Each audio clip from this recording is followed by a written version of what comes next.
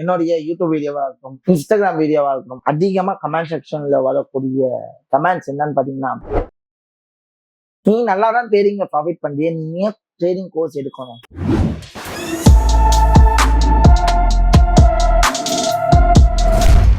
First நீங்க நான் கேட்கலாம், நீ கமெண்ட் படிக்கிறதா உன் வேலையான்னு சொல்லிட்டு. ஸோ ஆக்சுவலி என்னோட டீம் அதிகமான வந்த கமெண்ட்டை ஃபில்டர் பண்ணி என்கிட்ட சொன்னது, இந்த கமெண்ட் வந்து அதிகமா வருது போ அப்படின்னு சொல்றாங்க. ஏன் ட்ரேடிங் பண்ணா ஏன் அடுத்த விஷயத்த நான் எக்ஸ்ப்ளோர் பண்ணக்கூடாதா? நான் கேட்கிறேன், என்னோட ஒரே கேள்வி, ட்ரேட் பண்ணணும், எனக்கு அடுத்து எக்ஸ்ப்ளோர் பண்ணக்கூடாதா?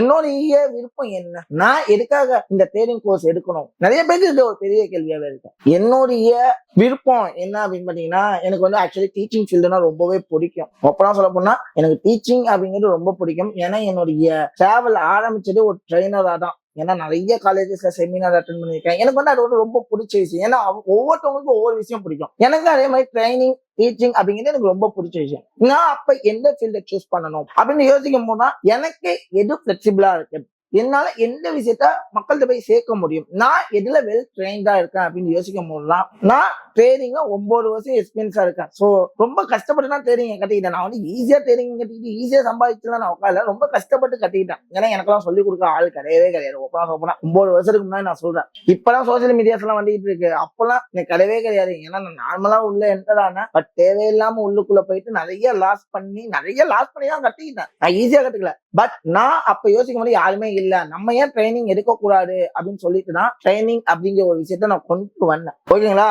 அப்போ நான் ட்ரைனிங் எடுக்குன்னு சொல்லிட்டு ட்ரேடிங் கட்டிக்கிட்ட 1 வருஷத்துல 2 வருஷத்துல இப்போ வரவங்க மாதிரி நான் வரல. நான் திட்ட ட்ரேடிங்கை பத்தி ஃபுல் ஃபிளெட்ஜா லேர்ன் பண்ணிக்கிட்ட எடுத்துக்கிட்ட டைம் பாத்தீங்கன்னா 4 வருஷம் ஆச்சு. ஆஃப்டர் தட் 2 வருஷம் நான் ஓன் பிராக்டிஸ் பண்ணி நல்லா ஆன் பண்ணி டெடிகேஷனா ஒர்க் பண்ணதுக்கு அப்புறம் தான் இந்த ஃபீல்ட்ல நான் உள்ள இறங்கினேன். ட்ரைனிங் கொடுக்க ஆரம்பிச்சேன். ட்ரேடிங் 4 வருஷம் அவரு உருவாக்கி வச்சிருக்கேன். நான் 5 வருஷம் டஃபா லேர்ன் பண்ணி அதுக்கப்புறம் ஓன் பிராக்டிஸ் பண்ணி அதுல சக்சஸ் பண்ணதுக்கு அப்புறம் தான் உள்ள வந்தேன். ஓகேவா? சும்மா இப்போ வரவங்க என்னன்னு பாத்தீங்கன்னா, சக்சஸ் பண்ண தெரியாம வராங்க. நீங்க அவங்கள போய் கமெண்ட் பண்ணுங்க. பட் யாரை கமெண்ட் பண்ணுமோ அவங்கள கமெண்ட் அதை வைத்துட்டு இவன் இப்படி அவன் இப்படின்னு சொல்லிட்டு ஏன் வந்து பேசிட்டு இருக்கீங்க?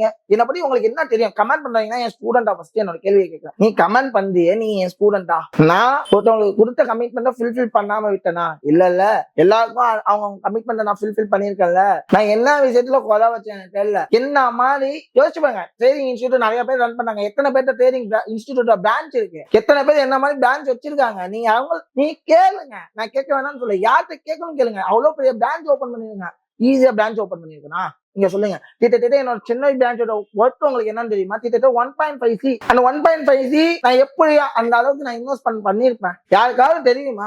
சும்மா வந்து பேசணும்னு பேசக்கூடாது. அந்த அளவுக்கு ஒர்க்கான பிரான்ச் நான் ஓபன் பண்ணி வச்சிருக்கேன்னா, ட்ரேடிங் பண்ண தெரியாம ஓபன் பண்ணி வச்சிருக்கேன்னா, நீ ட்ரேடிங் இன்ஸ்டியூட் ரன் பண்ணி 1.5 கோடி சம்பாதிச்சிருப்ப. சொல்லுவீங்கப்பா, என் கம்பெனி ஸ்டாஃப்ஸ் 15 பேரு. அதை தாண்டி என்னோட பிரான்ச் மெயின்டெனன்ஸ் யோசிச்சு பாருங்க. என் பிரான்ச் மெயின்டெனன்ஸ் என்ன ஆச்சு? ட்ரேடிங் ஸ்டார்டிங்ல இருந்து நிறைய ஸ்டூடெண்ட்ஸ் வந்து ஜாயின் பண்ண ஆரம்பிச்சிட்டாங்களா? என்னோட ஆரம்பிக்கும் போது ஒரு ஸ்டூடெண்ட் நான் ஆரம்பிச்சேன். ஒரு பேட்சுக்கு 50 to 60 ஸ்டூடெண்ட்ஸ் இருக்காங்க. எல்லா நாளுமே நிறைய ஸ்டூடெண்ட்ஸ் சொன்னாங்க என்கிட்ட இல்ல, என் பிரான்ச் நான் ரன் பண்றதுக்கு எனக்கு ஒரு மாதத்துக்கு இவ்வளவு கேப்பபிலிட்டி வேணும்னா என் பிரான்ச் ரன் பண்ண முடியும். ஏன்னா அந்த அளவுக்கு என்னோட பிரான்ச்சோட கமிட்மெண்ட் இருக்கு. சொல்றீங்க ஈஸியா சம்பாதிச்சிட்டுங்கன்னு சொல்றீங்க. அவனோட கஷ்டம் அவனுக்கு தான். நான் கேட்கிறேன், அவன் ஸ்கேம் பண்ணிட்டு போனான். அவனெல்லாம் போய் நல்லா தூக்கி வச்சுட்டு ஆடுவீங்க. இங்க ஒருத்தவன் உண்மையா 1க்கு 2 பிரான்ச் ஓபன் பண்ணி கொடுத்து உங்களுக்கு அவ்வளவு ஃபெசிலிட்டி வச்சா கமெண்ட் செக்ஷன்ல வந்து நீ சரிங்க நல்லா சம்பாதிக்கிறேன், நான் சம்பாதிக்கிறேன்னா காட் ஆல்வேஸ் கிரேட், நான் நல்லா சம்பாதிச்சுக்கிட்டு நான் இல்லைன்னு நான் சொல்லவே இல்லை. பட் எனக்கு தெரிஞ்ச விஷயத்த 4 பேருக்கு சொல்லி கொடுக்கணும்னு சொல்லிட்டு தான் இந்த ப்ராஜெக்ட் ஸ்டார்ட் பண்ணேன். நீங்க வேற இன்ஸ்டிடியூட்டுக்கு என்னையும் நீங்க கம்பேர் பண்ணிப்பாங்க. ஏன் பிரைஸ் வேற யாராவது கொடுக்குறாங்களா? ஃபர்ஸ்ட் அப்படியே கொடுத்தாலும் ஏன் டியூரேஷன் யாராவது கொடுக்க முடியுமா? நம்பர் 3, இவ்வளவு ஃபெசிலிட்டி கொடுத்து தேர்ட் ஃப்ளோர் சப்போர்ட் உங்களுக்கு கொடுக்குறாங்களா? ஃபேக்கல்டி வச்சு ஃப்ளோர் சப்போர்ட் உங்களால முடியல அப்படின்னா திருப்பி உங்களுக்கு கைடன்ஸ் கொடுக்க எங்க டீம்ல ஆள் இருக்காங்க. யார் கொடுக்குறா? அதை தாண்டி ஃப்ரீயா ட்ரேடிங் அசஸ் பண்ணிக்கலாம். நீங்க நல்லா ட்ரேட் பண்ற வரைக்கும் தேர்ட் ஃப்ளோர் யூஸ் பண்ணிக்கங்க. உங்களுக்கு எல்லா ஃபெசிலிட்டியும் கொடுக்க, உங்களோட ரிலாக்ஸேஷனுக்கு எல்லா ஃபெசிலிட்டியும் உங்களுக்கு யாராவது கொடுக்குறாங்களா? அதை தாண்டி நீங்க நல்லா ட்ரேட் பண்ணீங்க அப்படின்னா எங்களோட ரிஸ்க் மேனேஜ்மெண்ட் ரூலை ஃபாலோ பண்ணி ட்ரேட் பண்ணீங்கன்னா உங்களுக்கான கேபிட்டலும் ஃப்ரீயா கொடுக்குறாங்க. கிட்டத்தட்ட அப் டு $1 million வரைக்கும் கொடுக்கறது ரெடியா இருக்கும். யாரு கொடுக்குறா? இவ்வளவு விஷயத்த வந்து நான் ஈஸியா பண்ணிடுவேனா? எவ்வளவு கஷ்டப்பட்டிருக்கேன். என் மனசுக்குள்ள எவ்வளவு இது இருக்கு. சும்மா கமெண்ட் செக்ஷன்ல வந்து இவன் இப்படி பண்றான் அவன் அப்படி பண்றான்னு சொல்லிட்டு ஏன் கமெண்ட் செக்ஷன்ல வந்து எனக்கு பேசுறதுக்கு லாஜிக்கே இல்ல. ஏன் இந்த மாதிரி ஒரு கமெண்ட் போடுறீங்கன்னு நான் கேட்கிறேன். நீ ஸ்கேம் பண்ணன்னு சொல்லி ப்ரூஃப் இருக்கான் என்ன கோர்ஸ் இருக்கு ஸ்டூடெண்ட் சொல்லி இவன் கோர்ஸே எடுக்கல, இவன் 4 மாசம் ட்ரைனிங் கொடுக்கல, 10 நாள் ட்ரைனிங் கொடுத்து நான் அனுப்பிட்டான், ப்ரூஃப் இருக்கா? நீ ப்ரூஃப் இருக்கு அப்படின்னா உன்னோட ஸ்டூடெண்ட் என்ரோல்மெண்ட் ஐடியோட நீ ப்ரூஃப் காமி. தேஜினியஸ் ஸ்டூடெண்ட் ஒவ்வொரு ஸ்டூடெண்ட்டுக்கு ஒரு யூனிக் ஐடி நம்பர் இருக்கும். உன் ஐடி நம்பர் எப்படி ஸ்டார்ட் ஆகும்னு சொல்லிட்டு தேஜினியஸ் ஸ்டூடெண்ட்ஸ்க்கு தெரியும். நீ அந்த மாதிரி ஐடி நம்பர் போட்டு ரிவீல் பண்ணன்னு வச்சுக்கேன், தேஜினியஸ் ஸ்டூடெண்ட்ஸ் உனக்கு கல்வி கல்வி வைப்பாங்க. உண்மையா சொல்றேன். ஏன்னா என் ஸ்டூடெண்ட்டுக்கு தெரியும் என்னை பத்தி, நான் எந்த அளவுக்கு அவங்களுக்கு ட்ரைனிங் கொடுக்குறேன், எந்த அளவுக்கு அவங்க சக்சஸ் பண்ண வைக்கிறேன்னு சொல்லிட்டு. இன்கேஸ் 4 மாதம் கிளாஸ் முடிஞ்சு உங்களால சக்சஸ் பண்ண முடியலையா, அவங்களுக்கு வந்து ஃப்ளோர் சப்போர்ட் நான் வாங்கன்னு தான் சொல்லியிருக்கேன். இது வரைக்கும் சொல்றேன். இப்போ வரைக்கும் எந்த 1 வருஷம் 2 வருஷம் முடிச்சோம் உங்களால முடியலையா, ஃப்ளோர்ல வந்து உங்களுக்கு இண்டிவிஜுவல் கேண்டிடேட் உங்களுக்கு ட்ரைனிங் கொடுப்பாங்க. யாருங்க அந்த அளவுக்கு சப்போர்ட் கொடுக்குறா? உங்களுக்கு லைஃப் டைம் சப்போர்ட் யாரும் கொடுக்குறா? எந்த இன்ஸ்டிடியூட்ல கொடுக்குறாங்க? நான் கேட்கிறேன். நான் மற்றவங்களை டாமினேட் பண்ணுமோ சொல்ல, நான் என்னோட குவாலிட்டி சர்வீசஸ் நான் இருக்கேன். ஏன்னா நான் 4 பேருக்கு நல்லது பண்ணணும், நான் நல்லது பண்ணி அவங்கள ஜெயிக்க வைக்கணும், ஜெயிக்க வச்சு அவங்க குடும்பம் என்ன வாழ்த்தணும், நான் அந்த வாழ்க்கை மூலமா நான் வளரணும். அதனாலதான் இந்த அளவுக்கு வளர்ந்துருக்கேன். ஸ்டேஜிங் ஸ்டார்டிங்ல பாத்தீங்கன்னா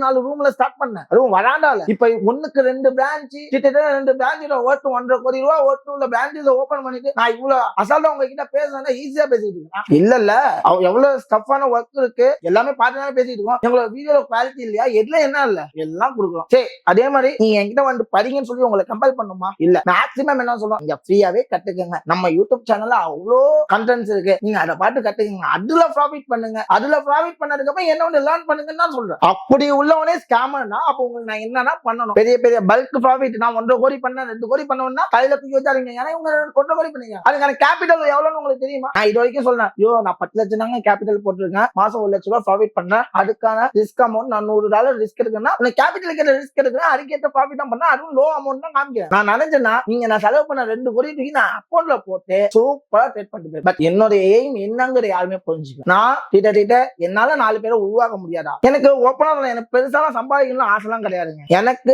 இவ்வளவு அமௌண்ட் வந்தாலே போறேன், என் ஃபேமிலி ரன் ஆயிடும். இவ்வளவு சேர்த்து வச்சு நான் சேர்த்து வச்சு என்ன பண்ண போறேன்? மண்ணுக்கு தான் போறேன். நான் சேர்த்து வச்சு என்ன பண்ணுவேன்? பட் 4 பேர் ஹெல்ப் பண்ணா என்னுடைய கஷ்டங்களை, நான் பட்ட கஷ்டங்கள் இன்னொருத்தவங்க படாம அவங்க ஃபேமிலி என் ஃபேமிலியை வாழ்த்தும். அதனால நானும் நல்லா இருப்பேன், என் ஃபேமிலியும் நல்லா இருப்பேன், என்னை சுத்தி உள்ளவங்க எல்லாரும் நல்லா இருப்பாங்க. அந்த ஒரு எண்ணத்துக்காக தான் இவ்வளவு பெரிய ஆப்பர்ச்சுனிட்டி கொடுக்குறேன். ஆப்பர்ச்சுனிட்டி யூஸ் பண்ண முடிஞ்சா யூஸ் பண்ணு, இல்லையா போய்கிட்டே இரு. நான் யாரையும் வந்து இங்க கம்பலே பண்ணல, ஆனா நான் இங்க யாரையும் வந்து நீங்க எந்த ஜாயின் பண்ணணும்னு சொல்ல. ஆனா உனக்கான குவாலிட்டியான எஜுகேஷனை நான் தந்துக்கிட்டு தான் இருக்கேன். உங்களுக்கு அதை யூஸ் பண்ணணும்னு நினைச்சீங்கன்னா ஃப்ரீயா யூஸ் பண்ணுங்க, அதுல நீங்க ப்ராஃபிட் பண்ணுங்க. அதுல ப்ராஃபிட் பண்ணி என்ன நீங்க ஜாயின் பண்ணுங்க. நான் தப்பே சொல்லல, என்னால நீங்க வின் பண்ணி என்கிட்ட வர தப்பே கிடையாது. ஆனா அதை விட்டுட்டு தேவையில்லாம கமெண்ட் செக்ஷன் வந்து கமெண்ட போட்டு புலம்பிக்கிட்டு இருக்காங்க. ஏன் கமெண்ட் போட தெரிஞ்சவங்கலாம் வந்து பாத்தீங்கன்னா உழைக்க தெரியாதவங்க கமெண்ட் போட்டுட்டு இருக்காங்க. நான் நினைச்சிட்டு போயிட்டு எனக்கு அவசியம் இல்லை உங்க கமெண்ட்டை பார்த்து உங்களுக்கு ரிப்ளை பண்ணணும்னு சொல்லி. ஏன்னா மாடர்ன் கமெண்ட்ஸ் எனக்கு வந்து தெரியும், 100 கமெண்ட்ஸ் கிட்ட வந்ததுனால தான் இதை பத்தி நான் எதுக்கு பேசுறேன். என்னை பத்தி இன்னும் யாருக்கும் தெரியல. பட் நெகட்டிவ் கமெண்டா போடுவாங்க, இவன் இப்படி அவன் அப்படின்னு குறை சொல்லி கமெண்ட் போடுறீங்களா, வேலை வெட்டி இல்லாதவங்க. நான் அதுக்காக 100 நெகட்டிவ் கமெண்ட்டுக்காக என்னோட 1000 பாசிட்டிவ் கமெண்ட் நான் எப்பவுமே குறை சொல்ல மாட்டேன். என்னோட 1000 பாசிட்டிவ் கமெண்ட் வரணும்னா என்னால அவங்க நல்லா இருக்காங்க. இப்ப வரைக்கும் பாருங்க, என்னோட பாசிட்டிவ் கமெண்ட்ஸ் எடுத்து பாத்தீங்கன்னா என்னோட கோல்டு அனாலிசிஸ் கேட்பாங்க, நிஃப்டி அனாலிசிஸ் கேட்பாங்கன்னா அதுக்குன்னு ஒரு பேஸ் இருக்கு. அவங்க கேட்கறாங்கன்னா அந்த அளவுக்கு என் மேல ட்ரஸ்ட் வச்சுக்காங்க, என்னோட ப்ரெடிக்ஷன் மேல ட்ரஸ்ட் இருக்கு. நான் இப்ப அவங்கள்ட்ட சொல்றேன் 100% ப்ரெடிக்ஷன் ஒர்க் ஆகாது. இந்த மாதிரி யாருங்க ட்ரூவா உங்கள்ட்ட பேசுறா, ரியாலிட்டியா பேசினா பிடிக்காது, ரியாலிட்டியா வாழ்ந்து காமிச்சா உங்களுக்கு பிடிக்காது. ஆனா கையில ஒரு தங்க செயின், கழுத்துல ஒரு தங்க செயின், இதெல்லாம் போட்டாலும் அவன் பெரிய ஆள். ஆடி கார் வச்சுன்னா பெரிய ஆள், லாம்போகினி வச்சுன்னா பெரிய ஆள். ட்ரேடிங்ல பண்றவன் எல்லாம் பெரிய பெரிய ஆளும் கிடையாது, சிம்பிளா இருக்கவங்க ட்ரேடிங் பண்ண தெரியாதவனும் கிடையாது. புரிஞ்சுக்கங்க.